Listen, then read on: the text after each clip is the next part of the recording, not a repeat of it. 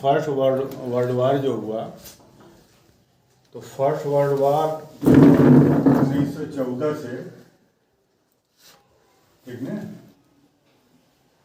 1918 तक चला। ये 1914 में शुरू हुआ और ये 1918 तक फर्स्ट वर्ल्ड वार चला। और फर्स्ट वर्ल्ड वार में करीब 37 मिलियन लोग मारे गए थे। 1 मिलियन में कितना होता है? 1 मिलियन में 10 लाख होता है, ठीक। तो 37 मिलियन कैजुअल्टी हुई थी।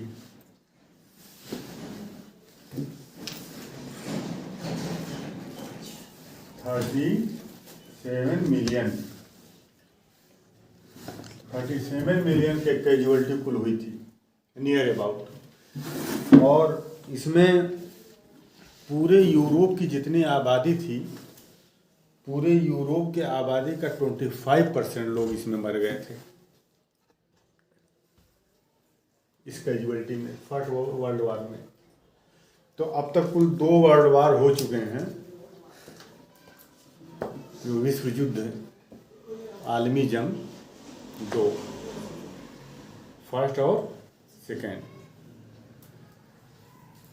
सेकेंड वर्ल्ड वार ही में अमेरिका ने नागासाकी और हिरोशिमा पर क्या गिराया था? बम गिराया था। तो first world war, second world war का जो मेन काज था, वो फर्स्ट वर्ल्ड वार में जो ट्रीटी हुई थी, जो समझौता हुआ था, वो उसका रूट काज था। उसमें जर्मनी को इतना दबा दिया गया था, ठीक है, और कि जर्मनी काफ़ी, उसकी जो आर्थिक स्थिति थी, फाइनेंशियल पोजीशन थी जो जर्मनी की, वो काफ़ी चरमरा गई थी। और बहुत ज़्यादा वहाँ महंगाई बढ़ गई थी, इतनी ज़्यादा महंगाई बढ़ गई थी कि वहाँ की जो करेंसी थी, करेंसी की वहाँ कोई वैल्यू नहीं थी। काफ़ी वहाँ की जो करेंसी थी, उसकी वैल्यू काफ़ी क्या हो गई थी? गिर गई थी। तो वहाँ की जो है करेंसी को लोग आग में जो है जलाने लगे थे। एहतजाज जब ये कर रहे थे, विरोध कर रहे थे, तो वहाँ करेंसी को आग में, क्योंकि वहाँ की करेंसी की वैल्यू इतनी घट गई थी। अब जैसे ये पेन अगर मान लो मिल रही है 1 रुपये की या 2 रुपये की, ठीक, और करेंसी की वैल्यू अगर घट जाए बहुत ज़्यादा, और यही 2 रुपये की चीज़ तुमको मिलने लगे 500 रुपये में, ठीक ना, तो उसकी वैल्यू घटी कि नहीं घटी? करेंसी की वैल्यू घट गई। तो जर्मनी के अंदर महंगाई काफ़ी बढ़ गई, और वो जर्मनी इतना बोझ तले उसको दबा दिया गया था। फर्स्ट वर्ल्ड वार के बाद जो समझौता हुआ था, फर्स्ट वर्ल्ड वार में जर्मनी हारा था, जर्मनी के जो अलायंस थी वो हार गई थी। तो जो समझौता हुआ, उस समझौता में जर्मनी को इतना दबा दिया गया था, और वही सेकेंड वर्ल्ड वार का क्या बना? काज बना। और फर्स्ट वर्ल्ड वार का काज क्या था? जो फर्स्ट वर्ल्ड वार, जो फर्स्ट विश्व युद्ध, प्रथम विश्व युद्ध, उसका जो है मेन काज था ये बाल्कन स्टेट। और ये बाल्कन स्टेट देखो क्या है और कैसे ये फर्स्ट वर्ल्ड वार का ये वजह बना। देखो यहाँ ये देखो, ये एक पेनिनसुला है, ये बाल्कन स्टेट पेनिनसुला में देखो 3 तरफ समंदर से क्या है? घिरा हुआ है। लेफ्ट में क्या है? एड्रियाटिक सी है, ठीक। और इधर क्या है? देखो एजियन सी है। इधर क्या है? एजियन सी है। और इसके बाद ये मेडिटेरियन सी है, ये पूरा मेडिटेरियन सी है, भूमध्य सागर। तो ये देखो एडिटेरियन सी है ना, एडियाटिक सी, एजियन सी, और इधर देखो ब्लैक सी। इधर क्या है? ब्लैक सी। और इधर क्या है? मेडिटेरियन सी। तो देखो तीन तरफ ये पूरा समंदर से घिरा हुआ है, ठीक। और ये वाला जो हिस्सा वो लैंड वाला हिस्सा है। तो ये एक पेनिनसुला है, बाल्कन स्टेट्स। तो बाल्कन स्टेट्स में कुल कौन कौन से मुल्क हैं? बाल्कन स्टेट्स में जो मेन मुल्क मैं उनका नाम बता दूं, ये देखो, ये यूनान है, ग्रीस, और इसके बाद इधर देखो ये एडियाटिक सी और बाल्कन स्टेट, और इटली को ये अलग कर रहा है एडियाटिक सी, ठीक। इटली को देखो ये अलग कर रहा है एडियाटिक सी। और इसके बाद देखो ये बल्गारिया है, रोमानिया है, और ये सर्बिया है, बोस्निया हर्जेगोविना है, ये क्रोशिया है, ठीक। और ये स्लोवानिया है, ये स्लोवानिया है। इसके ऊपर देखो ये जो ऑस्ट्रिया एम्पायर है, ये ऑस्ट्रिया। तो पहले ऑस्ट्रिया और हंगरी दोनों एक था, ऑस्ट्रिया और हंगरी दोनों क्या था? एक था। मगर अब जो है ऑस्ट्रिया और हंगरी दोनों अलग अलग मुल्क हैं। पहले ऑस्ट्रिया और हंगरी दोनों एक थे, और वहाँ बादशाहत थी। क्या थी वहाँ? बादशाहत थी। तो ये जो बाल्कन स्टेट है, इस पूरे बाल्कन स्टेट पर ओटोमन एम्पायर का कब्जा था। पूरे बाल्कन स्टेट का किसका कब्जा था? बोलो। ओटोमन एम्पायर का कब्जा था, ठीक। तो ये बात समझ में आई? ओटोमन एम्पायर का ये कब्जा था। अब पास करो। Bosnia Herzegovina, Greece, Serbia, Bulgaria, Romania, इस सब पर किसका कब्जा था? Ottoman Empire. और ओटोमन एम्पायर कौन थे? ये मुस्लिम्स थे, तुर्क थे। ये ओटोमन एम्पायर ये तुर्क थे।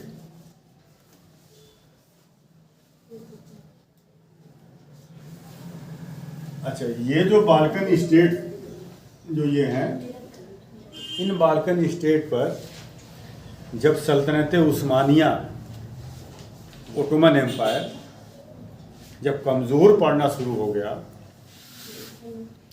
तो धीरे धीरे ये सब,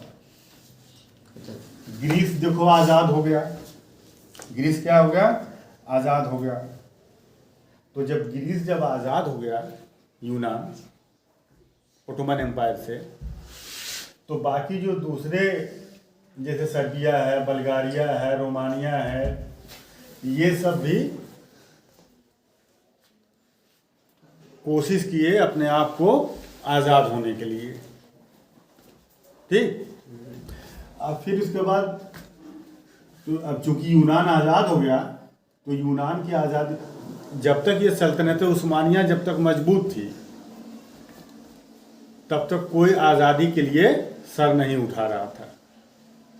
मगर सल्तनत उस्मानिया जब कमज़ोर हुई, तो ये सब धीरे धीरे, पहले सबसे पहले ये यूनान आज़ाद हुआ था। सबसे पहले कौन आज़ाद हुआ था? यूनान आज़ाद हुआ था। अच्छा, अब यहाँ कौन से जात के लोग रहते थे? ये सर्बिया और बोस्निया हर्जेगोविना में ये ज़्यादातर मतलब ईसाई कम्युनिटी के लोग थे। कौन से लोग थे? ईसाई कम्युनिटी के लोग थे इसमें। और ये ग्रीक ऑर्थोडॉक्स थे। किस रिलीजियस को मानने वाले थे? ये ग्रीक ऑर्थोडॉक्स, ये भी क्रिश्चियन ही थे, ठीक। और इनकी जो जनजाति थी वो स्लाव थी, स्लाव, ये स्लाव जनजाति के लोग थे। ये सर्बिया और बोस्निया हर्जेगोविना में इस सब में स्लाव जनजाति के लोग थे। ठीक, तो सबसे पहले ये अलग हुआ। जब ये अलग होने के बाद धीरे धीरे तहरीकें, मूवमेंट बाकी जगह भी चलने लगी। अपने आप को सल्तनत उस्मानिया से आज़ाद कराने की कोशिश ये लोग करने लगे। ठीक ना। ये रसिया से एक जंग हुई थी, किससे? रूस से। क्रीमिया वार कब हुआ था? ये 1854 में, 1854 में जो है ये क्रीमिया वार हुआ था। क्रीमिया वार,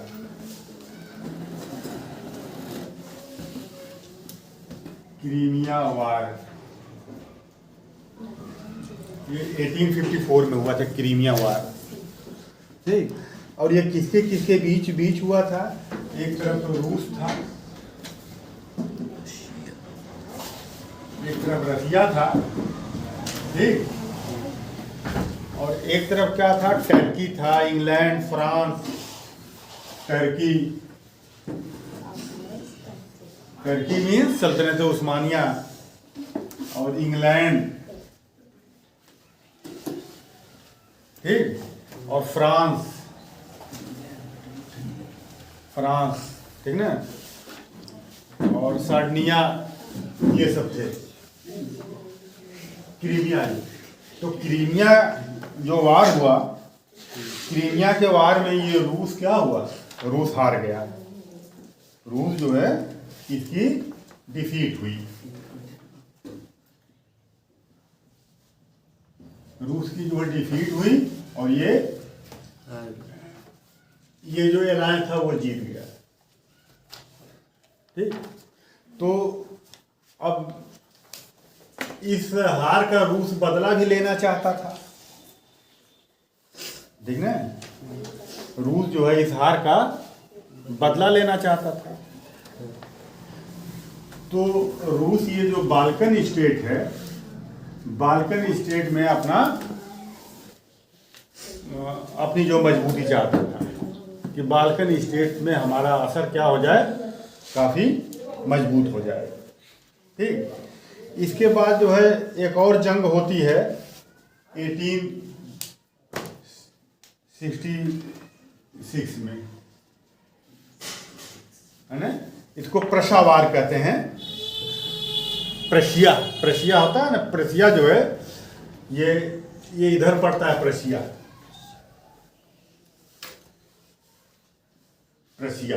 इधर, पर्सा और आस्ट्रिया के बीच, हम लिख दें रूसिया और आस्ट्रिया। ये वार होता है कब? ये एक मुल्क का नाम है, और ये आस्ट्रिया भी एक मुल्क का नाम है। ठीक, तो पहले ऑस्ट्रिया और हंगरी दोनों एक थे। पहले ऑस्ट्रिया और हंगरी दोनों एक थे। अब ऑस्ट्रिया और हंगरी क्या है? अलग अलग। तो उस वक्त में ऑस्ट्रिया में जो बादशाहत थी, तो 1866 में ऑस्ट्रिया और प्रसा वार हुआ। इसमें ऑस्ट्रिया हार गया। इसमें ऑस्ट्रिया क्या हो गया? इसकी डिफीट हुई। ऑस्ट्रिया की डिफीट हुई। तो ऑस्ट्रिया की जब डिफीट हुई, तो ऑस्ट्रिया इस कमी को पूरा करने के लिए, ना, जब इसमें हार हुई तो ऑस्ट्रिया के कब्जे से ये प्रसा का जो एरिया था वो निकल गया। तो ये ऑस्ट्रिया अपनी कमी को पूरा करने के लिए, ये ऑस्ट्रिया प्लस हंगरी, ये पूरा स्टेट, ये देख रहे हो ना, ये ऑस्ट्रिया प्लस हंगरी। तो ये बाल्कन स्टेट में अपनी पकड़ मजबूत करना चाहता था। बल्कि बाल्कन स्टेट को ये कब्जा भी करना चाहता था कि ज़्यादा से ज़्यादा एरिया हम बाल्कन स्टेट का क्या करें? कब्जा कर लें, ताकि ये जो कमी है हमारी पूरी हो जाए। और रसिया भी बाल्कन स्टेट को कब्जा करना चाहता था, क्रीमिया जो वार हुआ था उसका बदला लेने के लिए। ठीक। तो अब ये देखो, अब ये सिचुएशन थी यहाँ, ठीक। और इटली की भी निगाह लगी हुई थी इस पर। उस वक्त जो मेन पावर था वो रूस था, ऑस्ट्रिया था, इटली, इंग्लैंड, फ्रांस और जर्मनी। और ये इधर सल्तनत उस्मानिया, फ्रांस, इंग्लैंड, ये लोग जो मजबूत थे, ठीक। तो यूरोप की जो राजनीति है, यूरोप की जो पॉलिटिक्स है, उसको यही सब मिल करके गवर्न करते थे। कौन? इटली, ऑस्ट्रिया, रसिया, फ्रांस, इंग्लैंड, जर्मनी और ओटोमन एम्पायर। ये भी काफी मजबूत थे। ये सब लोग चाह रहे थे इस पर अपना कब्जा करना। किस पर? बाल्कन स्टेट पर, ठीक ना। तो अब उसके बाद जो है रसिया ये चाहता था, रसिया डायरेक्ट इस पर हमला नहीं करना चाहता था। रसिया इसको हमला करके इसको जीतना नहीं चाहता था। रसिया ये चाह रहा था कि ये जो सर्बिया हैं, जहाँ किस जात के लोग थे, बोलो? स्लो, क्या स्लो? स्लाव जात के लोग थे। रसिया, बोस्निया, हर्जेगोविना, इनका मजहब क्या था? इनका मजहब था क्रिश्चियन मजहब के लोग थे। ये Greek Orthodox, Greek Orthodox Christian थे ये। और स्लो जात के लोग थे। इनकी जो जनजाति थी वो क्या थी? स्लो थी। तो रूस जो है इन लोगों को ये उकसाना शुरू कर दिया। किसको? सर्बिया को, कि आप लोग जो है अलग हो जाइए सल्तनत उस्मानिया से, ठीक। अपने आज़ादी की मांग करिए, आज़ादी के लिए लड़िए और सल्तनत उस्मानिया से अपने आप को अलग होकर के अपना एक अलग मुल्क आप,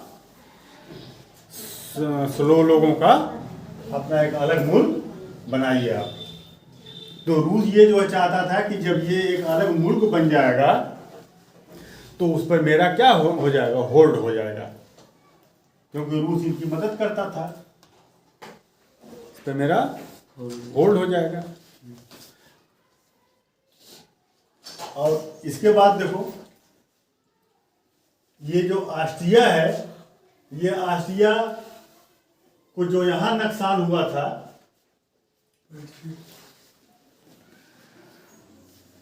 ये प्रूसिया और ऑस्ट्रिया, प्रूसिया में जो ऑस्ट्रिया का जो नुकसान हुआ था, तो ऑस्ट्रिया उस कमी को भी पूरा करना चाहता था। और क्रीमिया वार जो हुआ था, उस क्रीमिया वार से जो नुकसान हुआ था उसको रूस इसी में अपना पूरा करना चाहता था। बात समझ में आई? तो ये जो ऑस्ट्रियन एम्पायर है, ऑस्ट्रियन एम्पायर ने बोस्निया हर्जेगोविना पर कब्जा कर लिया। आके बोस्निया हर्जेगोविना पर कब्जा कर लिया और कब्जा करके मिला लिया अपने में, ठीक।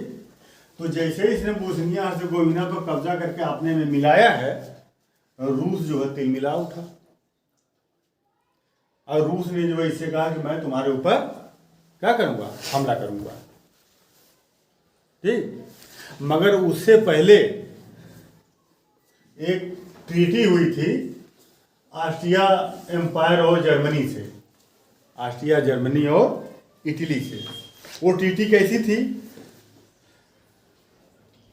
वो ट्रीटी ये थी कि अगर वो एक तरह से सुरक्षात्मक संधि थी, जंग, वो ट्रीटी थी वो, कि आपके ऊपर, तुम्हारे मुल्क पर कोई हमला करेगा तो हम तुम्हारा साथ देंगे, ठीक। तो जब ऑस्ट्रिया के ऊपर, ऑस्ट्रिया को जब धमकी दिया कि तुमने ये जो कब्जा किया इसको छोड़ दो नहीं तो हम तुम्हारे ऊपर क्या करेंगे? हमला करेंगे, तब ये देखने लगा जर्मनी की तरफ कि आपसे तो हमारा समझौता हुआ है कि जरूरत पड़ेगी तो आप साथ देंगे। तो जर्मनी ने कहा कि बिल्कुल समझौता हुआ था, हम अपने समझौते पर रहेंगे। रूस अगर हमला करता है तुम्हारे ऊपर तो हम तुम्हारा साथ देंगे। अब रूस को जब पता चला कि ये इटली और ऑस्ट्रिया ये इटली और जर्मनी दोनों ऑस्ट्रिया की मदद के लिए तैयार हो गए हैं, तो रूस पीछे हट गया। रूस क्या हुआ? पीछे हट गया। ठीक। उसके बाद ये पूरा एरिया इसके कब्जे में, ऑस्ट्रिया के कब्जे में था। और सर्बिया जो है, ये हमेशा जो है मांग करते थे ये कि भाई ये बोस्निया हर्जेगोविना में ये हमारी जनजाति के लोग हैं, है ना, और ये हमारा एरिया था, वो आप हमको दे दीजिए। ये जंग लड़ करके ये जीता था ये, तो ये क्यों देगा? तो इनसे और इनसे जो है हमेशा एक टकराव की स्थिति बनी रहती थी। मगर चूंकि ये एम्पायर मजबूत था, इसके साथ जर्मनी भी था और ये भी, इसलिए इसके मुकाबले में ये कमजोर था। ठीक ना? उसके बाद रूस अपना अंदर इसकी मदद करता रहा। देखो, बल्गारिया भी बाद में आज़ाद हो गया, रोमानिया भी बाद में आज़ाद हो गया। धीरे धीरे इटली आज़ाद हुआ, बल्गारिया आज़ाद हुआ, रोमानिया आज़ाद हुआ। तो ये लोग भी जो है अपने आज़ादी के लिए सर उठाने लगे। और ओटोमन एम्पायर कमज़ोर हो ही गई थी एकदम। बात समझ में आई? तो अब यहाँ हुआ क्या, देखो, जो ये सर्बिया के लोग थे, सर्बिया का एक टेररिस्ट ग्रुप,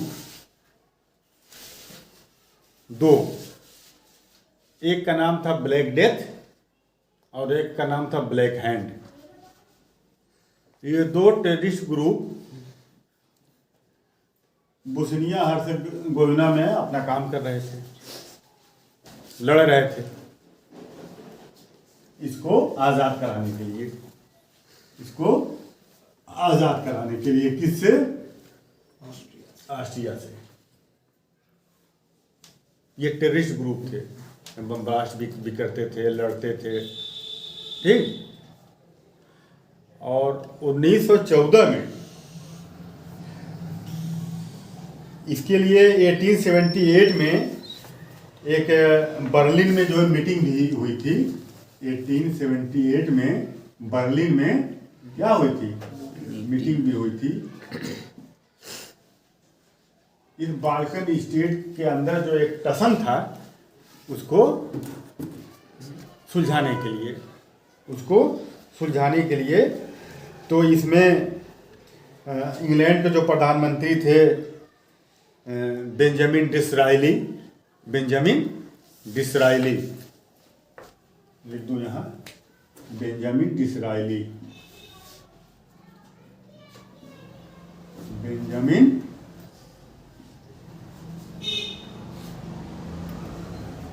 और जर्मनी के जो थे वो बिस्मार्क थे। ये लोग जो है मीटिंग में थे। ठीक ना? और जिस मीटिंग को बर्लिन कांग्रेस का नाम दिया गया, बर्लिन कांग्रेस। मगर उस मीटिंग में कोई नतीजा, कोई रिजल्ट नहीं निकल पाया।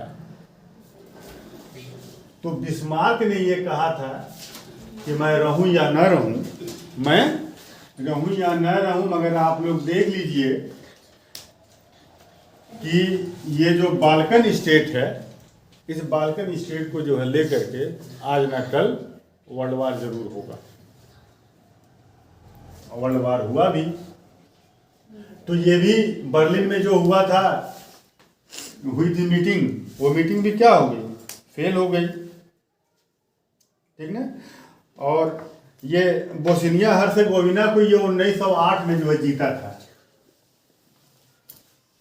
ऑस्ट्रिया ने बोस्निया हर्जेगोविना को 1908 में जीता था। ठीक।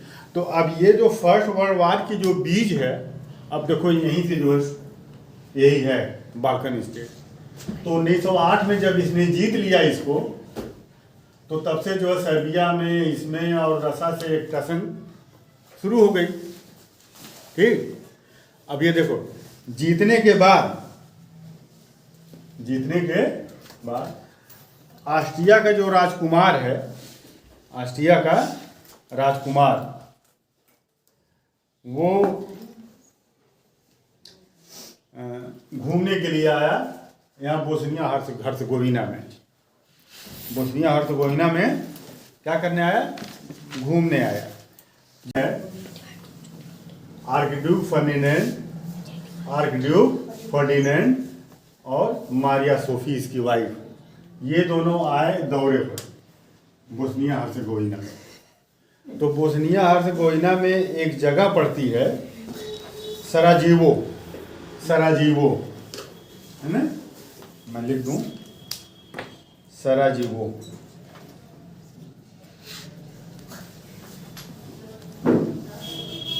ये एक जगह पड़ती है बोस्निया हर्सगोविना में, सराजीवो। तो यहाँ का जो प्रिंस है आर्कड्यूक फर्डिनेंड और मारिया सोफी, ये जो है आते हैं ये घूमने के लिए यहाँ, तो इनकी हत्या कर दी जाती है। ठीक, ये बीच सड़क में ये बग्घी से जा रहे थे और बीच सड़क कहाँ? यहाँ पर सराजीवो के पास। अब बग्घी पर जा रहे थे और ये अचानक जो सामने आया रोड पर और इसने 2 गोली चलाया। ठीक, तो ये दोनों लोग क्या हो गए? इनकी हत्या कर दी गई। अब ये कांड कब हुआ? ये कांड आपका हो रहा है 28 जून 1914 को। 28 जून 1914 को ये हो रहा है, ये कांड, हत्या कर दी गई। अब जब हत्या कर दी गई तो वहीं से जो एक चिंगारी जो दबी थी, जो आग जो दबी हुई थी, है ना, अब वो भड़क गई, वहीं से हत्या हुई। तो यहाँ की गवर्नमेंट ने सर्बिया से कहा कि जो हत्या करने वाले लोग हैं, जो आपके यहाँ छुपे हुए हैं, आप इनको हमारे हवाले कर दीजिए। ठीक, आप इनको हमारे हवाले कर दीजिए। जैसे वर्ल्ड ट्रेड सेंटर पर हमला हुआ था तो अमेरिका ने कहा अफगानिस्तान से कि ओसामा बिन लादेन हमला करवाया है और तुम्हारे यहाँ छुपा हुआ है, हमारे हवाले उसको कर दो, नहीं तो हम बमबारी कर देंगे। तो मुल्ला उमर ने कहा हम हवाले नहीं करेंगे आपके। तो पूरे अफगानिस्तान को जो है तबाह कर दिया गया था। उस वक्त बम बहुत ज़्यादा गिराया गया था, इतना बारूद गिराया गया कि समझ लो कि तोरा बोरा की पहाड़ी है वहाँ, तोरा बोरा की पहाड़, वो क्लस्टर बम जो है गिराते थे तोरा बोरा की पहाड़ियों पर, जहाँ वो अंदर छेद करके अंदर जाते थे, पहाड़ियों को छेद करके वो अंदर जाते थे और अंदर जा करके ब्लास्ट करते थे, कि ताकि जो है बंकर वंकर भी अगर अंदर रहे, बंकर में भी कोई छुपा हुआ है तो भी न बच सके। तो इसने कहा कि 1 महीने का हम अल्टीमेटम दिया कि 1 महीने का मैं टाइम दे रहा हूँ। ठीक, और 1 महीने में अगर तुम नहीं तो मैं क्या करूँगा? हमला करूँगा। इसने नज़रअंदाज कर दिया, कुछ नहीं ध्यान दिया। तो 1 महीने के बाद जो है इसने अपनी फौज उतार दिया सर्बिया में। ठीक, अब जब सर्बिया ने अपनी फौज उतार दिया तो रसिया आया। किसके लिए? इनके बचाव के लिए। तो इनके बचाव के लिए कौन कौन आया? इनके बचाव के लिए रसिया आया, फ्रांस आया, रसिया, फ्रांस और इंग्लैंड। रसिया, फ्रांस और इंग्लैंड, ये एक तिकड़ी बनी। रसिया, फ्रांस, इंग्लैंड।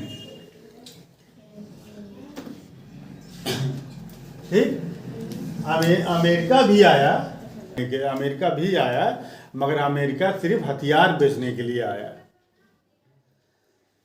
है ना, कि ये लोग लड़ेंगे, हम अपना हथियार इनको बेचेंगे। अमेरिका का कोई बहुत एक्टिव रोल इसमें नहीं था। एक्टिव रोल इनका था रसिया, फ्रांस और इंग्लैंड, ये एक धुरी बनी। और दूसरे में क्या था? दूसरे में ये आपका जर्मनी से तो समझौता हुआ था, इटली से भी समझौता हुआ था। तो इटली, जर्मनी और ऑस्ट्रिया। तो बाद में जो है इटली अलग हो गया। जब वर्ल्ड वार जब शुरू हुआ तो इटली ने किनारा कस लिया, इसलिए पीछे हट गया। जब इटली पीछे हटा तो जो सल्तनत उस्मानिया थी वो इनका साथ देने के लिए इसमें शामिल हो गई। सल्तनत उस्मानिया इसका साथ देने के लिए शामिल हो गई इसमें, क्योंकि ये पूरा एरिया तो सल्तनत उस्मानिया ही का था। बात समझ में? तो एक तरफ ये हो गए और दूसरी तरफ क्या हो गए? ऑस्ट्रिया और जर्मनी और ओटोमन टर्की। ओटोमन, ठीक ना? ओटोमन ये एक तरफ हो गए, ठीक। और हालांकि इस वर्ल्ड वार में भी जर्मनी की हार हुई, ठीक। और जर्मनी का साथ दे रहा था ऑस्ट्रिया, और जर्मनी का साथ कौन दे रहा था? Ottoman Empire. तो ये पूरा ग्रुप हार गया। जब ये पूरा ग्रुप हार गया तो वहीं से ओटोमन क्या हो गया? धीरे धीरे ये जो ओटोमन एम्पायर था, इसकी जितनी भी कॉलोनी थी, समझौता हुआ, उस समझौते में क्या किया गया? बांट दिया गया पूरा। जितनी भी इसकी कॉलोनियां थी ये सब मिलकर के क्या किए? बंटवारा कर लिए। और वो ओटोमन एम्पायर जो आज का जो टर्की है उसको उसका नाम उसको उस वक्त अनातोलिया कहा जाता था। अनातोलिया। तो अनातोलिया को भी, जो आज का जो टर्की है, वो आज का, उसको भी ये लोग बांटने के चक्कर में पड़ गए। तो जब उसको बांटने के चक्कर में पड़ गए तो वहाँ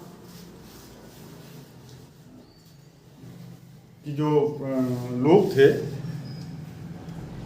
वो इसके अगेंस्ट हो गए कि नहीं, सब तो हमारी जितनी कॉलोनियाँ थी सब तो आपने ले ही लिया है। अब ये जो हमारा घर है ये अनातोलिया है ना, अब ये हम नहीं लेने देंगे, है ना। तो उसके लिए फिर फौज में थे मुस्तफ़ा कमाल पाशा।